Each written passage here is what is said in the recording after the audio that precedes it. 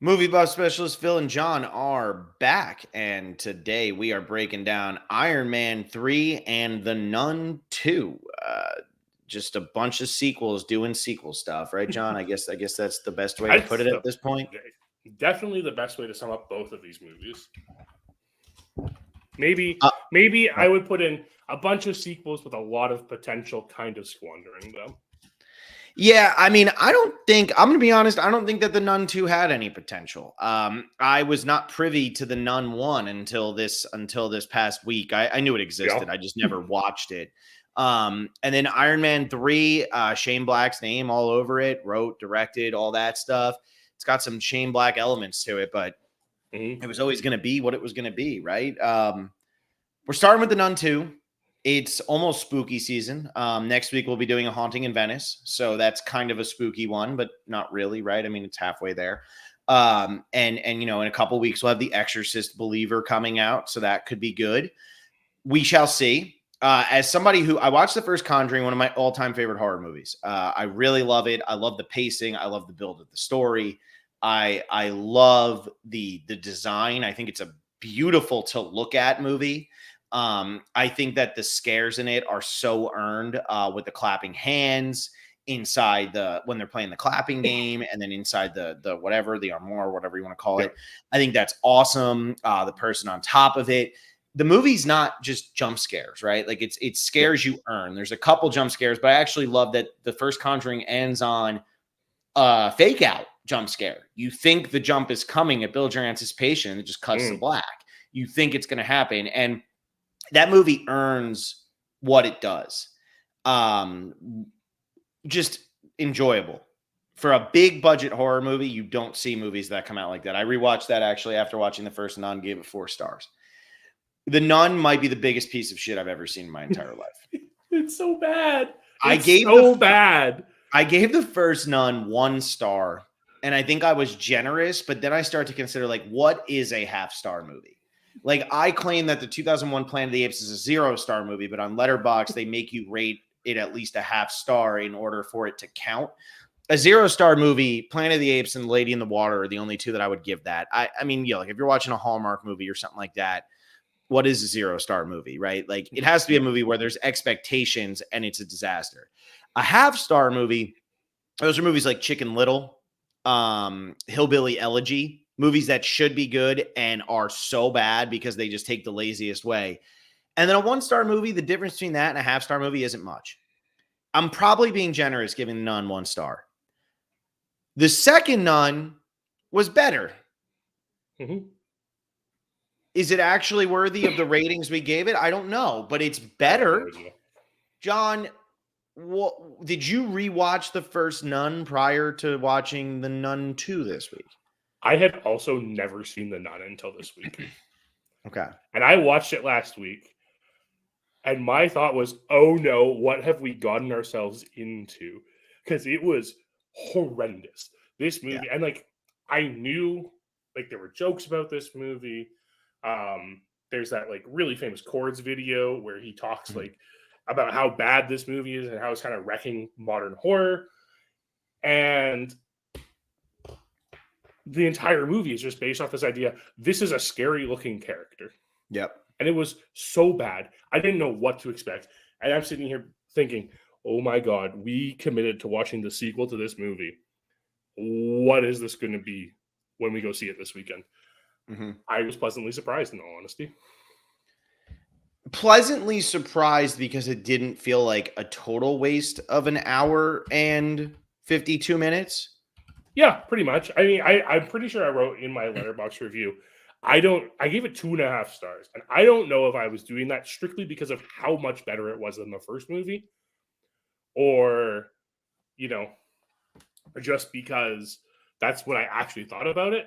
But it was actually an enjoyable time. It was an enjoyable theater going experience for me. I live in a university town, right? So we've been a little scant when it comes to like movie goers. I went at like 9:45 on a Sunday night or Saturday night, and like the theater was packed. There are people there, and it's been a very long time since I've gone to one of these like mainstream horror movies. These type of horror movies that bring the crowd out, that everyone's there.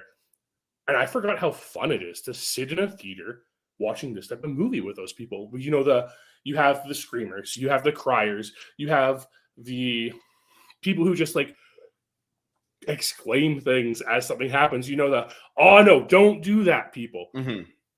This type of movie is elevated in a theater setting because you get an audience reaction. And you and I are people who are very adamant we don't like audience reaction stuff and like people commenting on movies. This is the type of movie that really benefits from it. Yeah, I mean, I think like horror and comedy in general benefit from a theater setting because like when you hear other people laughing, you're more inclined to laugh.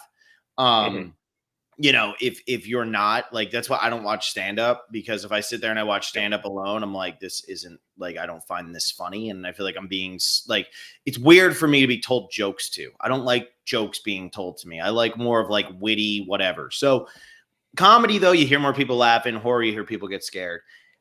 Horror, though, is different for me because I almost get annoyed, and I watched the Chords video before this because you sent it to me, and I felt like he was speaking my language.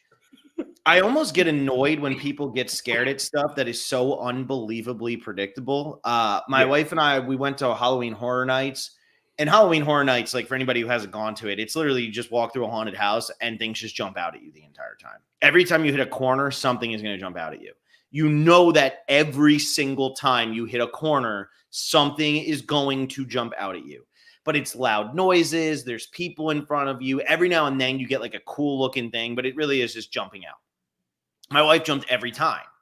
And at the beginning, it was like, oh, hold my hand, this, that. And I'm like, no, I'm not going to, because it's like literally annoying at this point, because every time we hit a corner, you're jumping so high. And it's like, did you really not expect that to happen? Did you not see that person coming? And I get it's a natural instinct sometimes, but when you have the gasp that's going along with it, and that's how I felt with the first Nun. I think your taste is your taste. The music you like is the music you like. The movies you like are the movies you like. If you think The Nun is a good movie, I do think less of you. I truly do. Like, I'm sorry. I really like. I'm sorry, but that's where like The Nun 2, I could get on board with it. I went and saw it on Saturday. No, I went and saw it. You saw it on Monday. Monday, that's right. Yeah, I saw it on my days are all mixed up. So I saw it on Monday morning. It was me and an old guy in the theater. The old guy had he didn't really react much. I didn't really react much. Every time I was like, oh, here comes a jump scare. The one thing I at least appreciated with The Nun 2 is that at the beginning, they do try to set up the story.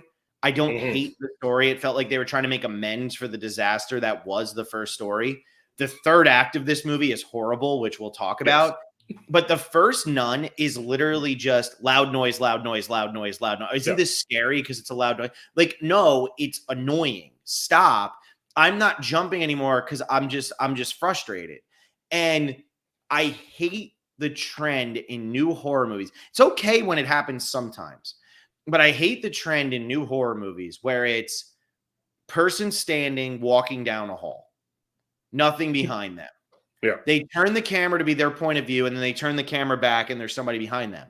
It's my least favorite trend. You know it's going to be there, and that's not frightening. It's not scary. And like the people who still get scared by that stuff, sure, be scared at whatever you want to be scared at. But if your recommendation to me is a horror movie where that's the horror, I'm out. I'm totally out. I'm totally done on it. Because then I think about a movie like It Follows, which is a perfect movie, in my opinion.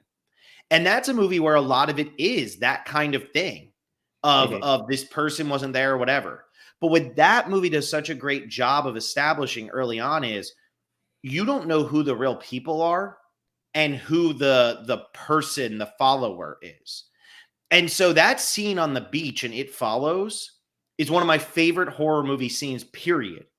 Because it is so brilliantly executing a trope, but then using what our knowledge of the movie is to change that. The Nun 2 doesn't do that. Everything that happens in The Nun 2 is exactly what you would expect to happen. And that's what I love so much about The Conjuring, is that The Conjuring, it subverts your expectations. There's so many non-scares that when the scares happen, they almost catch you off guard. Whereas in The Nun and The Nun 2, every time you think there's going to be a jump scare, there's a jump scare. Every time you think there's going to be a loud noise, there's a loud noise. No demon thing that runs around the hallways for no apparent reason, there is. There is. It's just always there. Yes. I will not revisit these two movies. And it's a shame because it really does weaken the Conjuring universe, which I've only seen these 3 movies of. I didn't even see Conjuring 2. So, yeah, I mean, there's only 8 movies in this universe now. Jesus. And I say that not smartassly, right? Because in this, what is it? In the first Nun, what is it? Holy shit, the holiest. I almost punched my TV. That was a line. I almost ripped this TV right here off the wall and smashed it on the ground. I would have used it as a write-off because I deserve to smash it if I am technically working doing that. So my God, like somebody wrote that. Somebody actually wrote that, John. Yeah, I know. But I'm going to disagree on the point you just made because I do think there is, I think, yes, a lot of the scares are pretty telegraphed and a lot of like, you know, the appearances of the nun and stuff are very telegraphed. You know when it's going to happen. I thought it was handled a lot better in this movie where it was a lot more subtle. It wasn't like, oh my God, there's the nun all of a sudden. It's like, is that the nun? Okay, the nun's coming into focus. And it forced you to kind of look in scenes for Valak in the background more than in the first movie. But I will say there is one scene where I was sure a jump scare was coming and it never did. And it was the best scene of the entire movie. And that is the scene where Maurice goes into the bell tower looking for Sophie after the headmistress has died. So Sophie's already encountered the nun at this point. Like we've already had the hallway scene and everything. And we as the audience are well aware that Maurice is possessed by Valak the entire time. And Maurice goes, finds Sophie at the top of this bell tower. It's her hidden spot. And he's just like calmly talking to her through the fact that like, you know, this woman who's been in her life for most of her life just died and like what that means and stuff. And the entire time you are sitting there as an audience member being like, this guy's the nun. The nun's just going to come and like kill Sophie at any moment now. And it never comes. And it is so, it's just exactly like that. That was the point where I was like, is this movie actually good? And then the third act happens. Yeah, the third act is atrocious. I could not believe how bad the third act was. With all the stuff that happened, it was let's throw every bit of nonsense that we can at the wall and see what sticks. None of it had any rhyme or reason, anything like that. And like I will say, like early on in this movie, I mean, the burning guy, like that was silly, goofy, whatever. But like the nun's hand popping out from behind the corner is kind of creepy, all of that.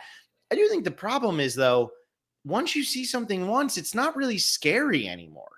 And you see the nun 9,000 times in the first Nun, and every time you see her, it goes, rah! Like, oh my God, that's the loud noise again. It's absolutely infuriating.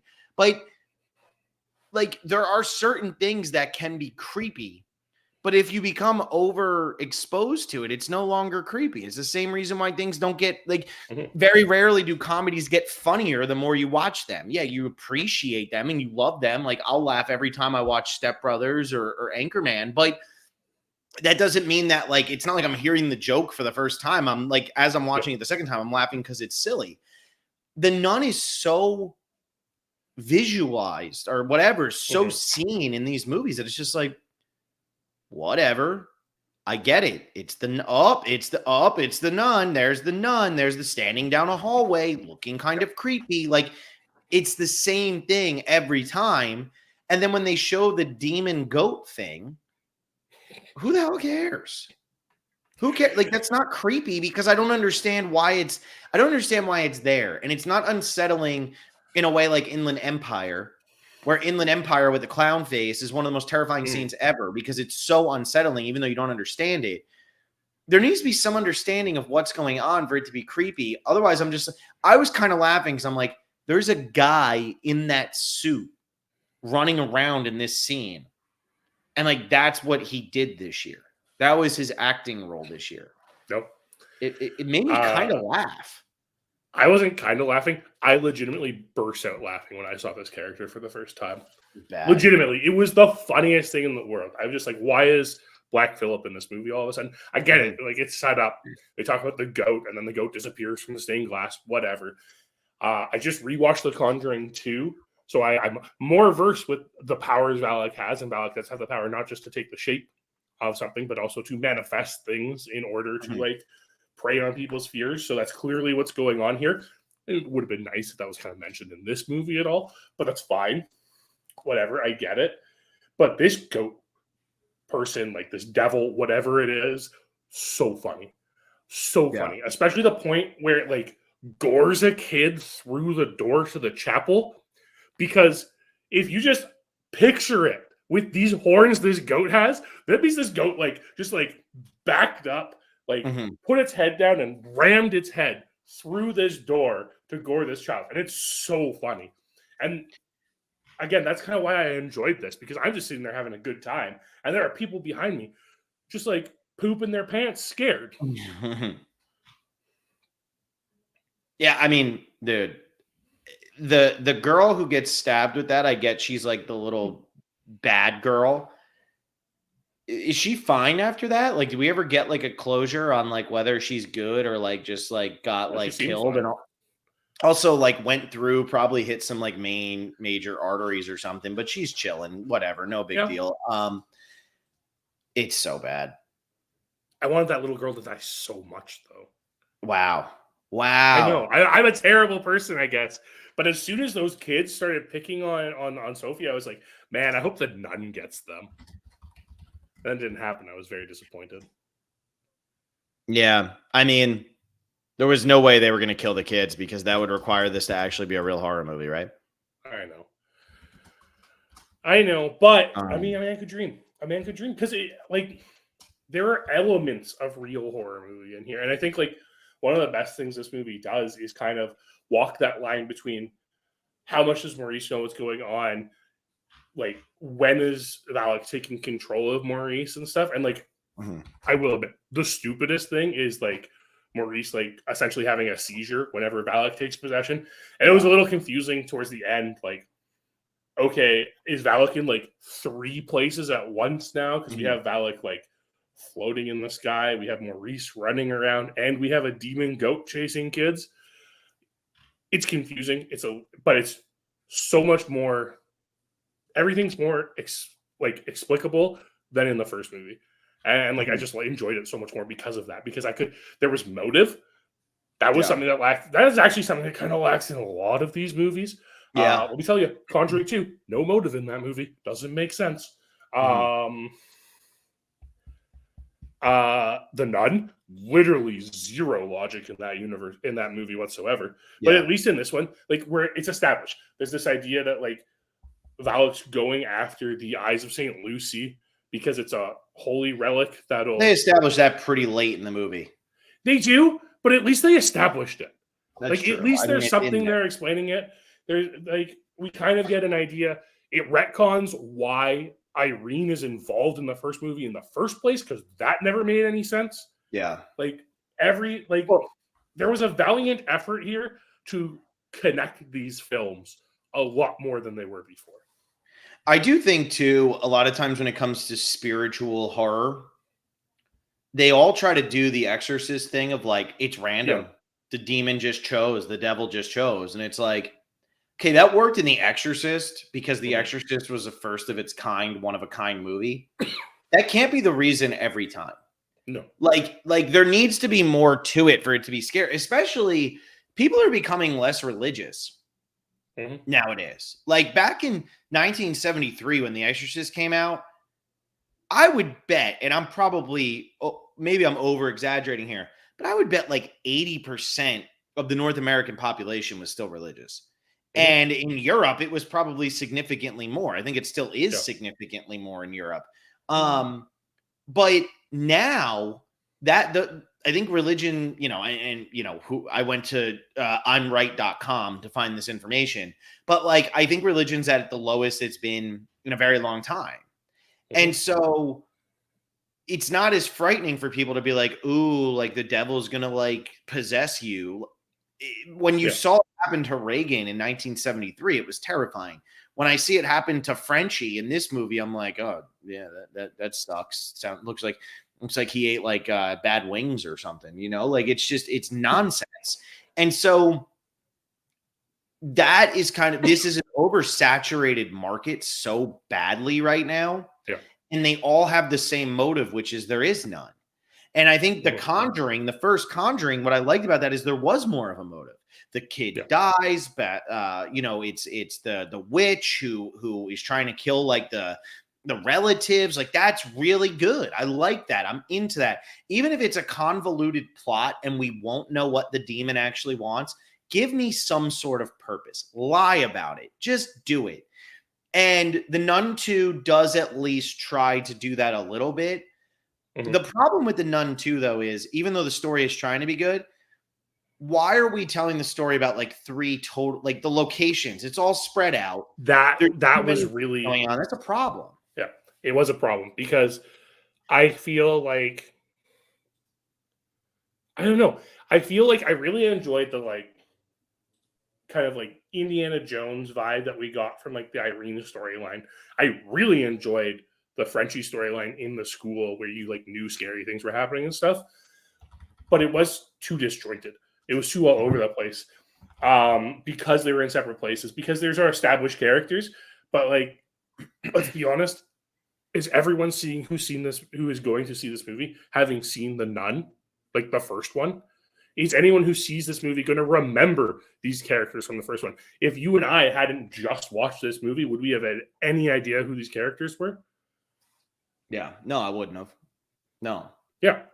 And now you're just like following the story. It's like, okay, why is this uninvolved? And granted, I think the funniest thing in this entire movie is in the convent at the beginning when Irene's like comes into their room and the one nun's like explaining the first movie. Mm-hmm. And Irene just has this face of like, could you not? It's so funny. I thought it was hilarious. And like other people don't think it's funny because they hadn't just watched the first Nun and thought about how bad it was. But it's these little things that I do appreciate in this movie. It's a bit too disjointed. Like you said, like it's just all over the place. Not to mention how disjointed it is from the entire franchise. Yeah, it doesn't make any sense. I mean, those types of exposition scenes drive me insane. And I think what frustrates me with horror is there's a lot of good horror writers out there. Mm-hmm. There's a lot of people who can write good horror. And I know them. They maybe haven't been, you haven't seen it up on the big screen yet. But I think what frustrates me so much, and Cord says it in his review of the first Nun, is it's just a studio takes a franchise that we've heard of, throws a first-time director into it, and just tries to shill out money. That's all it is.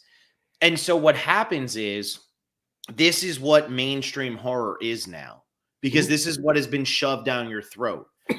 You're forcing down people's throats horror movies that don't make you think.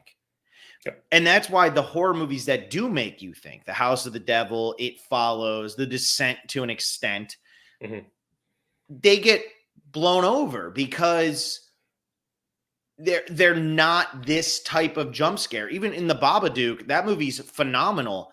The one scene of the jump scare in The Babadook is terrifying because the whole time you're scared of the Babadook. That's the difference. And so it frustrates me that this is what horror is now, because it's not what it has to be. And every time a horror movie comes out, you can almost guarantee 95% of the time it's going to have a 30% or lower on Rotten Tomatoes. And these critics, I don't really give a crap what they say, but it's just this movie is going to be bad before they make it. It's going to be bad.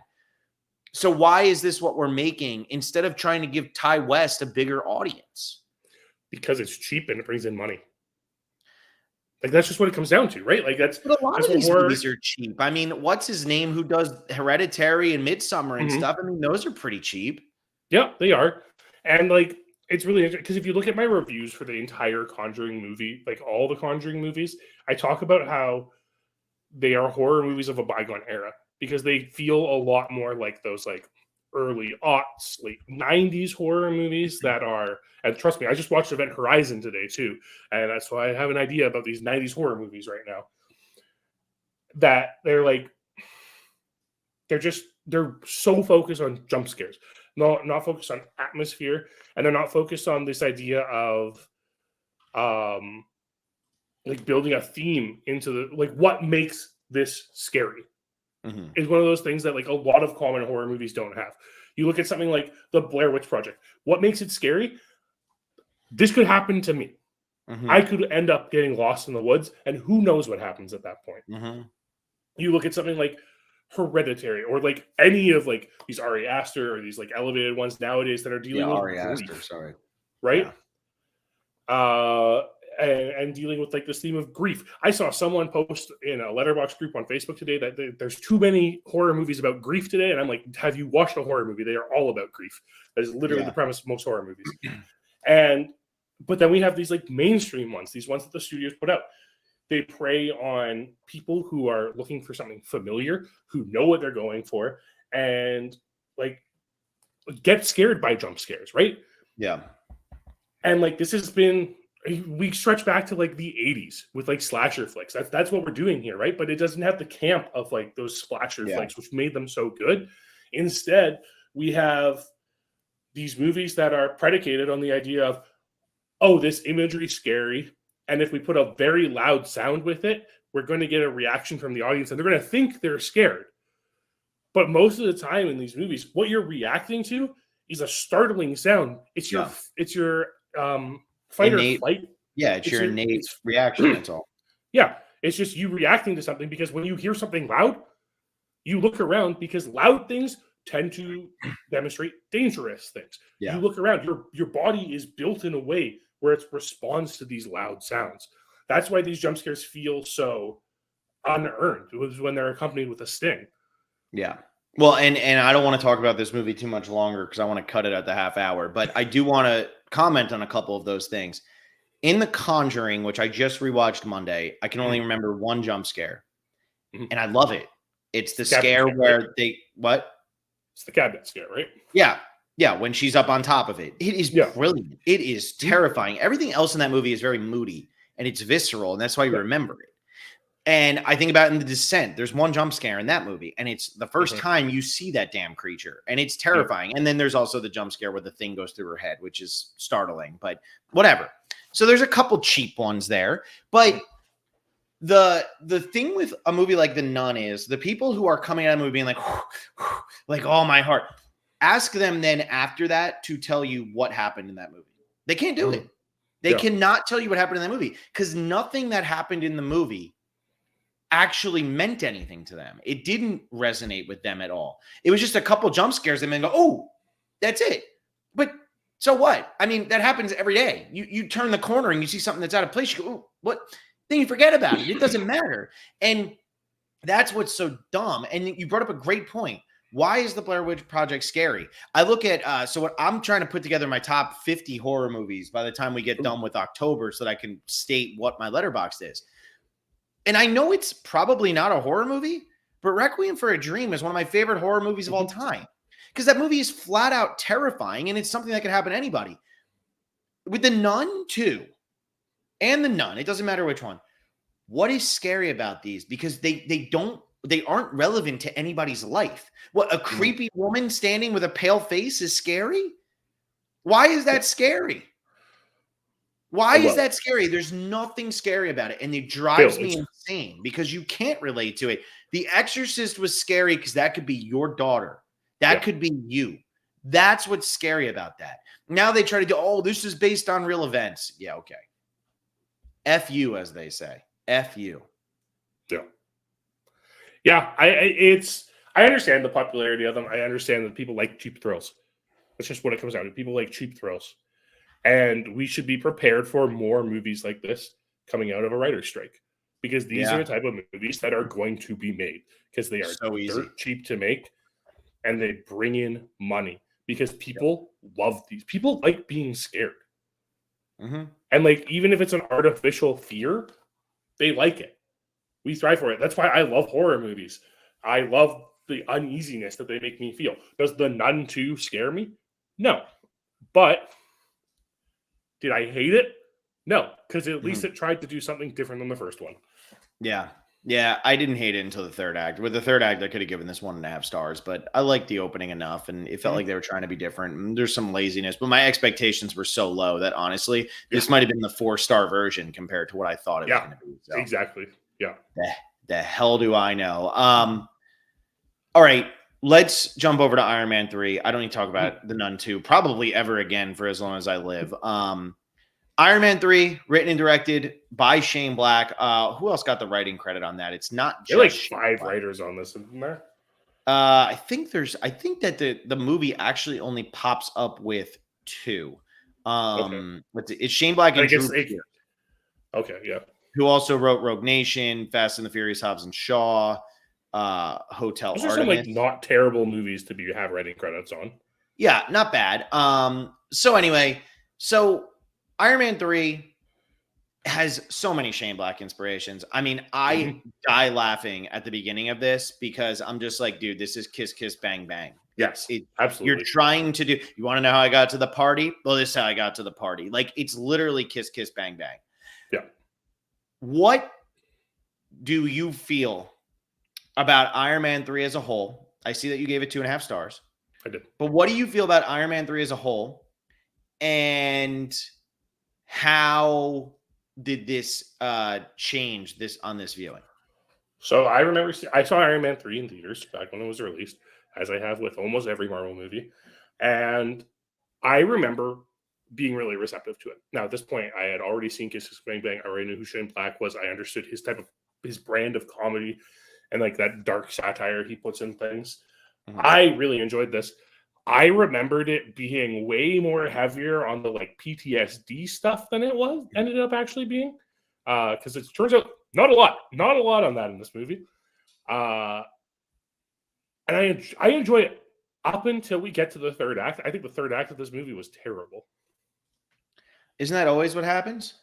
Yeah, I mean, it has the Marvel third act problem where it's a big action sequence and like what's going on anymore.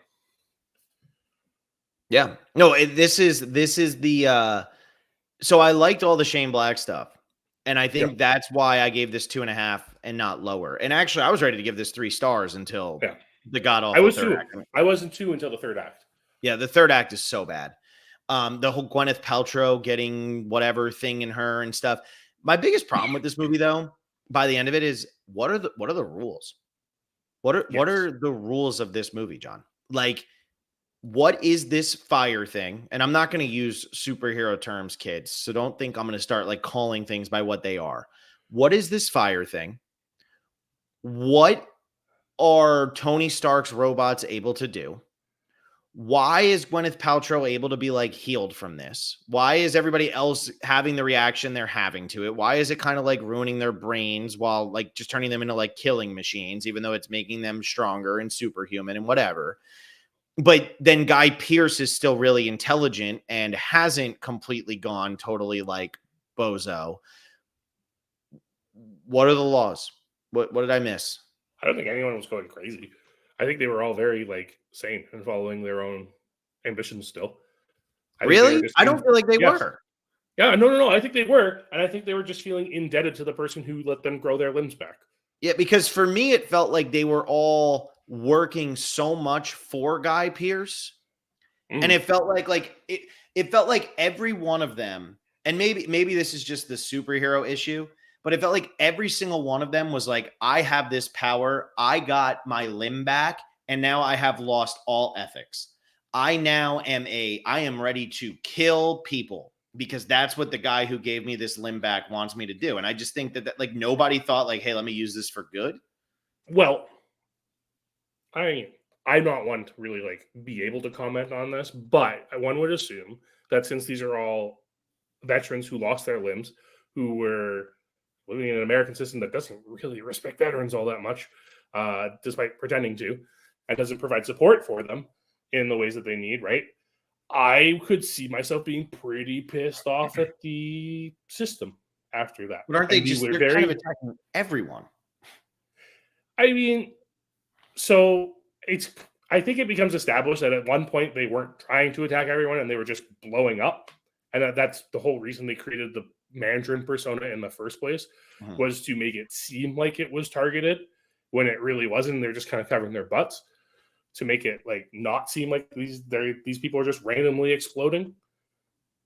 But like I definitely understand where you're coming from, because I mean at one point Guy Pearce breathes fire. Yeah.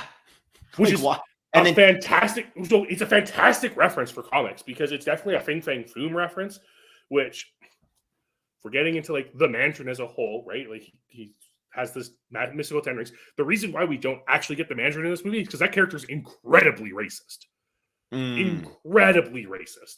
Built on a lot of racial stereotypes of Chinese culture, and serves a dragon called Fin Fang Foom. And that is one of Iron Man's biggest adversaries in all comics. So getting a Fin Fang Foom shout out here is cool for people who know it. Otherwise, you're just like, why did Guy Pearce just breathe fire? And I feel like the rules all fell apart in the third act. And then the other thing that drove me crazy, and maybe I just missed something while watching it. Maybe I need to be a more focused watcher. This kid that he runs into. Yes. What is this? Explain to me how this is even in the realm of reasonable, even in a superhero movie. It's hard, because I remember liking this kid a lot more the first time I watched this movie.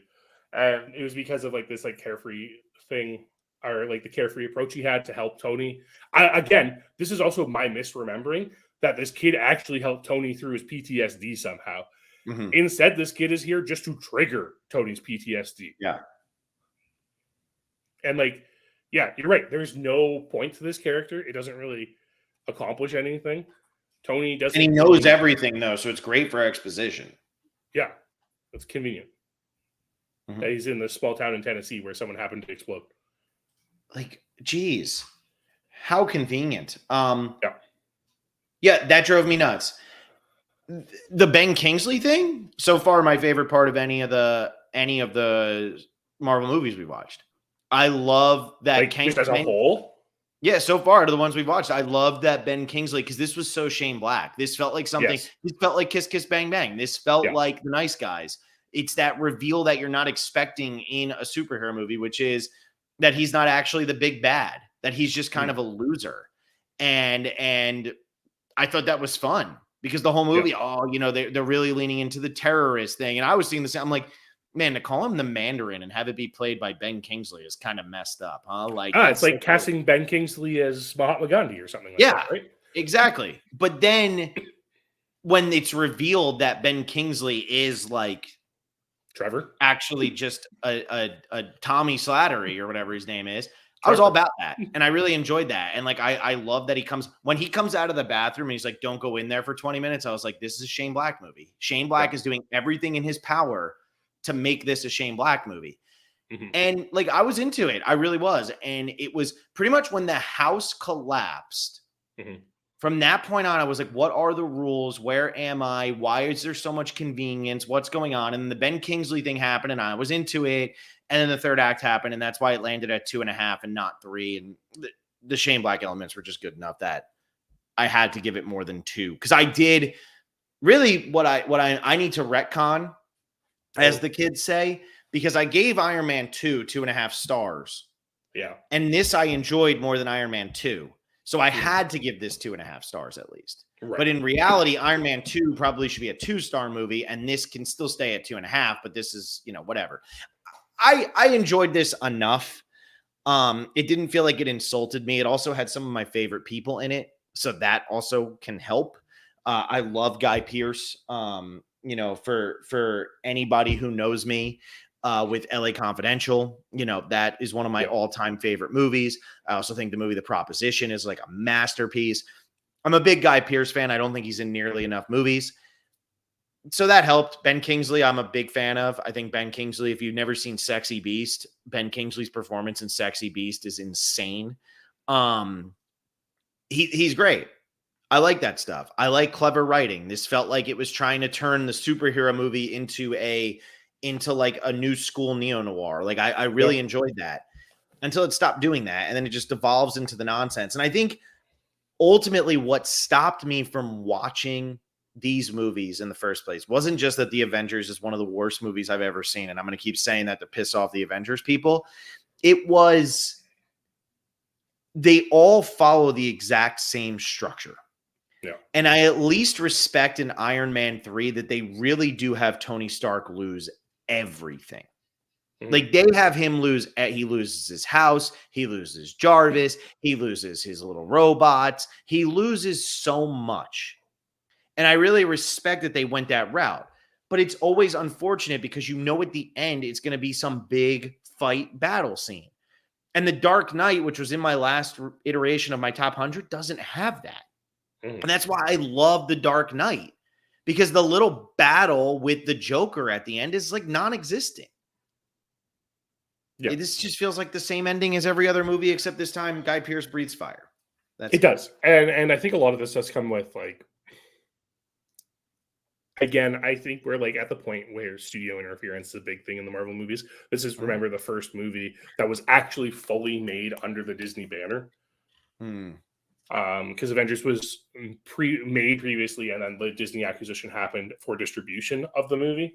But this is the first one that's like actually factually like a Disney movie, which is funny because it is so dark. Yeah, it is. This movie gets darker ones. Dark. There is a point where a woman like thrusts her arm through someone's torso and gets a gun and shoots another person. It gets dark, and I think the darkness is necessary for kind of the unfortunate twist at the end of this movie where Pepper ends up being alive. Yeah, because it makes you believe Pepper could actually have died. Yeah. I actually, when she fell into that, I was like, oh, I didn't realize maybe she just wanted to be written out of the movies. Then I was like, oh, that's right. She's going to have the fire ability. She's fine because she's been pumped with it. So she'll be good. And then very neatly with the bow, now she's totally fine. And Tony loses his heart thing and blah, blah, blah, yada, yada, yada.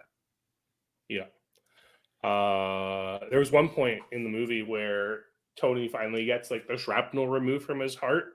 And I'm like, man, is the American medical system just so bad that, like, rather than doing this 6 years or like, what was it, 4 years ago, that Tony just waited until this point to remove the shrapnel? Wouldn't that have just solved like literally every problem he has been having until now?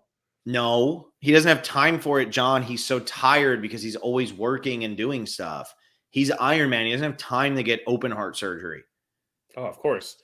My bad. It's not like he could afford the best open heart surgeons in the world. I mean, he could, but it's still, I mean, recovery, it doesn't matter how good your open heart surgeon is. Recovery is going to take some time. And I think he needed to like really he needed to protect Pepper. How can he go get open heart surgery when there's bad guys out there who want to kill the only thing that he has to live for? Oh, maybe he shouldn't have openly declared his identity to everyone at the end of the first movie then. Or maybe in this one, he shouldn't give his exact address in what could be one of my least favorite parts of any movie. See, that's where like this movie just, it was a roller coaster, but like that scene, he gives his address and they like blow it up. And I'm like, that was how they determined. Like, I get his arrogance is what gets him, but like, come on. I would say it's hubris more than anything, but hubris. That's what I meant. I mean, my wife said arrogance and I said hubris to her. So, you know. There we go. But yes, but also I'm pretty sure everyone already knows where Tony Stark lives if they really want to know. I mean, it's a pretty obvious house. It's not like he lives in a little 1-story, 3-bedroom, 2-bathroom. Yeah, exactly. One thing I really disliked about this movie is when Killian comes in and it's like showing the brain off to Pepper and everything. And it's like pitching Extremis to her. And Happy's calls Tony and talks about the sketchy guy. The problem is like at that point, we already know the sketchy bald guy is like associated with Killian. So we already know Killian's the bad guy at that point when we start following him. And like we get to the Chinese theater and everything, right? Yeah, I mean, we already know Killian's the bad guy because at the beginning of the movie, Tony Stark stands him up. Sure. I mean, I guess that is the easiest way to do it. Yeah.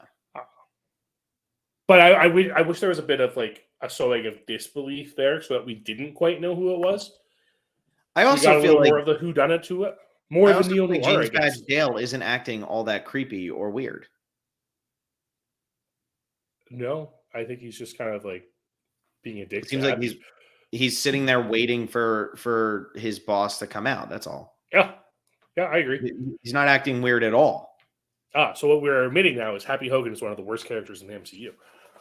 Happy Hogan sucks. I do like, though, that in the flashback in this one, he makes it so that he looks like John Travolta in Pulp Fiction. I did respect that because we know that Jon Favreau is a massive fan of Quentin Tarantino.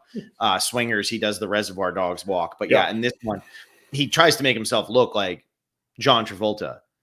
And I just think, like, I get he didn't write and direct this one, but at this point, Jon Favreau had such an impact on these movies that he was making creative decisions still. And so good for you. Oh, yeah, make stuff really cool. Yeah. But I think like Shane Black is the best natural progression from Jon Favreau's humor in this character. I think it really was like I think Shane Black was a really good choice. Now, do I think Disney would hire Shane Black to direct this movie? No, I'm pretty sure this was Robert Downey Jr. pulling a lot of strings to get his friend to do it. Absolutely. And like, again, like I said at the beginning of the top of the podcast, like this is a movie that has so much potential that's just squandered because it has superhero formula. And I complained about it with Iron Man 2, how they didn't go into Tony's alcoholism enough. They don't go into the PTSD a lot here. It's hinted at a lot. Obviously, we have the panic attacks and everything. We have the fact that he's suffering from insomnia to the point where he has created the Mark 7 in the Avengers. Was that the one that he had just made, the Mark 7? I think, and now it's 42, right? He made 35 new suits of armor. Yeah. Since the events of the Avengers, which is like a couple of months. So yeah, like it's there. There are these pieces for it to build on. It just never goes all the way. It never has him discuss it. It never has him like discussing his like mortality at all. When he like literally went through a wormhole into space, saw an entire invasion fleet of aliens, and almost died. And it's just like, it's addressed, but it's not dug into enough to really be impactful to what's happening in the film. They just keep calling it New York. And it's like, I didn't really gather from the end of the Avengers that this was this traumatic of an experience for Tony Stark. Exactly. They don't address that. And I mean, that goes back to Joss Whedon just being a terrible writer, but like, they don't make it seem like Tony Stark, like he got to be the hero. Like, that's awesome. He came back, he lived, whatever. Like, it doesn't seem like it's that big of a deal. And then they make it like it's so much bigger of a deal. And it's the whole premise of this movie. And I do think, you know what I think the biggest problem is like the Marvel movies almost need to be treated like a TV show. They knew they were going to keep making them. They knew that it was going to keep going. And you knew that one was going to have to lead into the other. You knew that there was going to have to be relevance from one to the next. And I mean, with a TV show, when you do season 1 of Lost, you don't know you're getting 6 seasons. So there might be a little bit of a detachment there. By the time you hit season 3, 4, 5, 6, they know that they're getting more seasons. So you start to plant seeds for later on. And everybody always get, Lost didn't know where it was going. Well, yeah, in episode 1, if they plant something, you can't expect that they absolutely knew where that was going to go because they didn't know how many episodes they were going to get. But with the Marvel movies at this point, they knew they were doing phase 2. Thor 2 was coming out later that year. They knew so much was going on.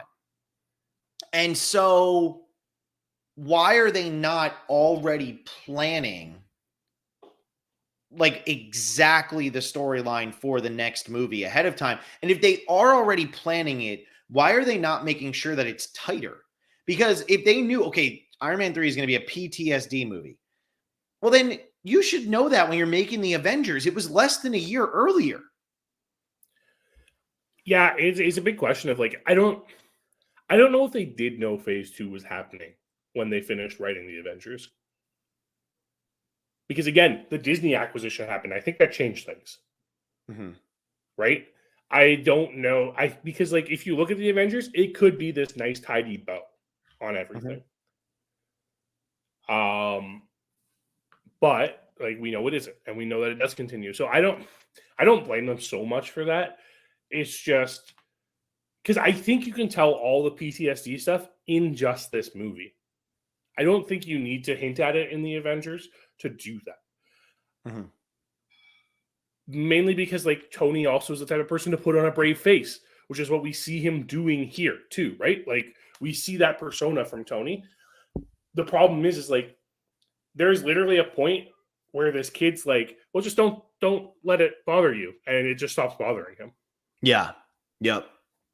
And I think that's more like, it doesn't need to be like so overplayed, but like if that is what it's going to be, there should be some sort of hint. And then even if there's not, they should spend more time focusing out in this movie, because there's a lot of assumption that we'll just know that Tony Stark is struggling. And I almost was like, wait, what happened in New York? Because then also at the beginning of this movie, the flashback is to something way earlier.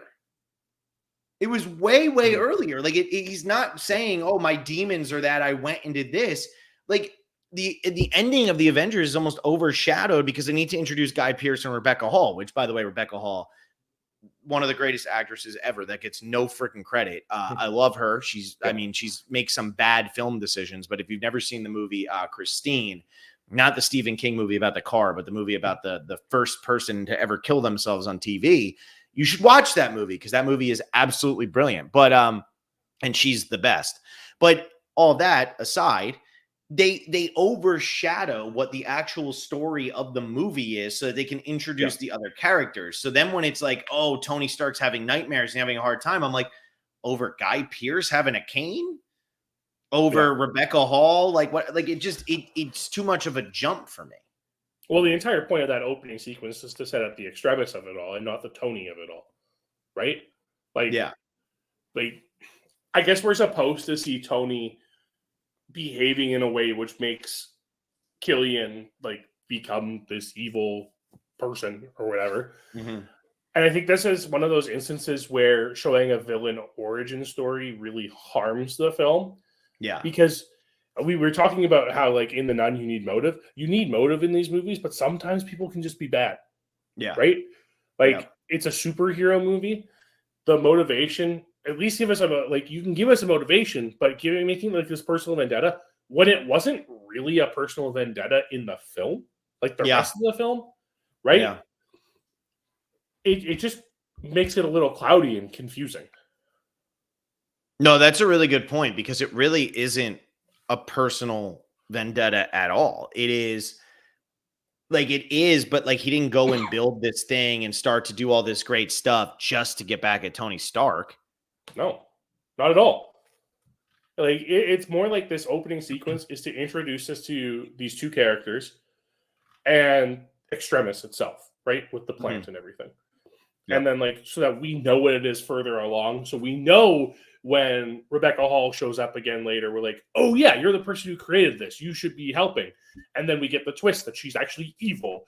And then we get the other twist that Guy Pearce doesn't care about her at all and shoots her. And like, it builds there. It's great. Like, again, like those are the Shane Black elements of it. But when we look at the superhero elements of it, it just feels really like a bit bland, I guess is the best way to put it. Yeah, it's almost like those two things were competing and they were butting heads. And like when you look at the Dark Knight trilogy that Christopher Nolan makes, it's Christopher Nolan making superhero movies, but he has all of the control there. He is the one who is controlling the direction of the story. And he's also like, so his style isn't getting in the way of the superhero element, but the superhero element isn't so overpowering that it's getting in the way of his style. Shane Black has such a distinct, specific style that it is a little bit getting in the way of the superhero elements, but then the superhero elements ultimately get in the way of Shane Black's style. Shane Black, this was never going to be a 4-star movie because Shane Black was never going to be able to make the movie that he wanted to make. Yeah. And it couldn't go the Captain America First Avenger route, which still to this point is my favorite of these movies, because Shane Black's style was always going to conflict with what was happening in the superhero world. So while it's a good decision, ultimately, because it does add more fun and different elements to it, it creates a very middling movie, which ultimately is how I felt about most of the Marvel movies to this point. Mm-hmm. And I think that's really interesting because I think like as we move forward, we're really going to see that with like the directors that are chosen for these movies. We are going to get to one in phase 2 where the director like infamously changed in the movie. And like it kind of changed a lot of like the direction things were going and stuff. But if we look at the direction we have moving forward, next week we're covering Thor. Kenneth Branagh is not back to direct that. Mm-hmm. Right? Mm-hmm. And then the week after that, we have Captain America Winter Soldier, which is the Russo brothers, who were TV guys at that point, right? Like, we see the direction that they went with these, like, I guess we had Favreau, and then we had, I don't even remember who did Incredible Hulk, and then we had Branagh, and we had Joe Jackson, and Joss Whedon, and then we had Shane Black, and now it's like, okay, maybe we don't want to put these directors here because they want too much control. Well, and I think that's a fair thing, and I think that circles all the way back to the first movie we talked about tonight, which was The Nun 2. Mm-hmm. I do think that a lot of times these studios want to put somebody who's not established, who they can control every decision they make in the director's chair. We've heard about it with Alien 3 for the last 30 years, about how David Fincher had no control over what was happening in that movie, and it created a disaster, and they butted heads. And sometimes you get these big names, and that might help you if you really need to start a franchise or something. But when you're already established, you want somebody who's going to come in and play by the rules. You don't want somebody who's going to come in and change the rules. The rules are already good. So that's where they get these new directors or directors that weren't anything until they made one of these movies, and they try to do that with them. And that's the same thing, like I talked about it with Disney with Haunted Mansion. Disney will try to bring in a director who is not established to make a movie. If the movie's a flop, that director's career is over. Who gives a damn? Disney will continue on. If the movie's a success, well, now Disney has a director they've worked with whose name they can throw around as like, ooh, they were the director of this when they're on to something else. And Disney knows that director is going to do what they want them to do.